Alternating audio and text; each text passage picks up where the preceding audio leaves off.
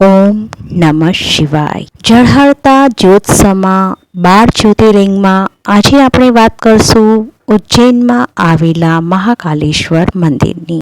શ્રાવણ સુવાસ.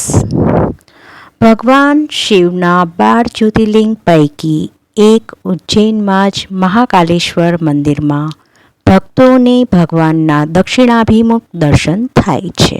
આ મંદિર મુખ્ય રૂપે 3 વિભાગમાં વિભાજિત છે. તેના ઉપરના ભાગમાં નાગચંદ્રેશ્વર મંદિર, નીચે ઓમકારેશ્વર મંદિર અને સૌથી નીચે ગયા બાદ તમને મહાકાલેશ્વર જ્યોતિર્લિંગના દર્શન થઈ શકે છે.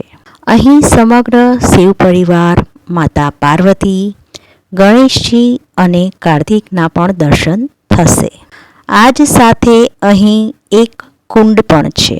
કહેવાય છે કે તેમાં સ્નાન કરવાથી તમામ પાપ ધોવાઈ જાય છે. મહાકાલેશ્વર જ્યોતિર્લિંગ ઘણું જ વિશાળ છે. સોમનાથ જ્યોતિર્લિંગ અને મહાકાલેશ્વર જ્યોતિર્લિંગ 12 જ્યોતિર્લિંગોમાંથી સૌથી મોટા છે.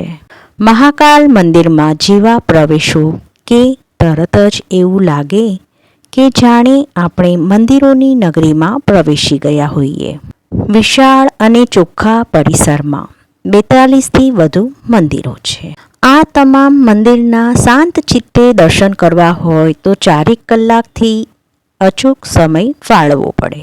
12 જ્યોતિર્લિંગોમાં મહાકાલેશ્વર જ્યોતિર્લિંગ કેટલીક આગવી વિશેષતાઓ ધરાવે છે. દિવસમાં 5 વખત આરતી અને 5થી વધુ વખત શૃંગારના દર્શન ઉજ્જૈનમાં મહાકાલેશ્વરમાં થાય છે. ભસ્મ આરતી માત્ર મહાકાલેશ્વરમાં જ જોવા મળે છે. કહેવાય છે કે દૂષણ નામના અસુરથી લોકોની રક્ષા માટે મહાકાલ અહીં પ્રગટ થયા હતા. અસુરના વધ બાદ લોકોએ શિવજીને ઉજ્જૈનમાં કાયમી વસવાટનો આગ્રહ કર્યો, જેનાથી પ્રસન્ન થઈને શિવના જ્યોતિર્મય રૂપ આ મહાકાલ શિવલિંગનું પ્રાગટ્ય થયું. આ જ રીતે શ્રી કૃષ્ણનો પણ અહીં ઉલ્લેખ શાસ્ત્રોમાં જોવા મળે છે, કેમ કે તેમનો અભ્યાસ પણ અહીં સાંદીપની મુનિના આશ્રમમાં થયો હતો.